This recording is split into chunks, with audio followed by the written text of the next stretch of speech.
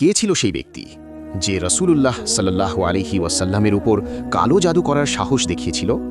এক ব্যক্তি ছিল যে আল্লাহর পবিত্র নবীর উপর কালো জাদু করেছিল। সেই জাদুর কারণে 6 মাস ধরে নবী করিম সাল্লাল্লাহু আলাইহি ওয়াসাল্লাম কষ্ট ভোগ করেছিলেন।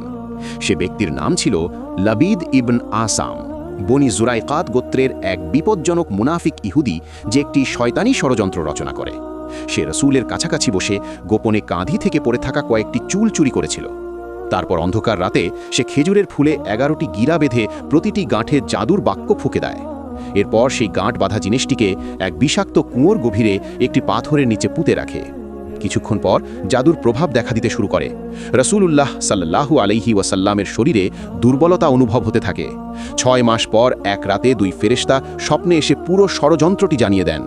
সকালে হযরত জিব্রাইল আর সূরা ফালাক এবং সূরা নাস নিয়ে নাজিল হন। রাসূলুল্লাহ সাল্লাল্লাহু আলাইহি ওয়াসাল্লাম সঙ্গে সঙ্গে হযরত আলী, হযরত জুবায়ের ও হযরত আম্মাররা কে কুয়োটির দিকে পাঠান।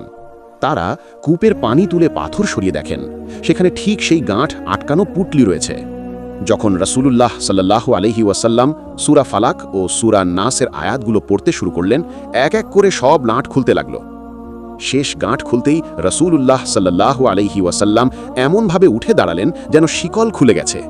সাহাবারা ক্ষুব্ধ হয়ে বললেন, ইয়া রাসূলুল্লাহ, লাবিদকে হত্যা করার অনুমতি দিন। কিন্তু রহমতের নবী সাল্লাল্লাহু আলাইহি ওয়াসাল্লাম হাসলেন এবং বললেন, আল্লাহ আমাকে শিফা দিয়েছেন, আমি তাকে মাফ করে দিলাম। এই ঘটনা আমাদের ধৈর্য, তাওয়াক্কুল এবং ক্ষমার গুরুত্ব শেখায়।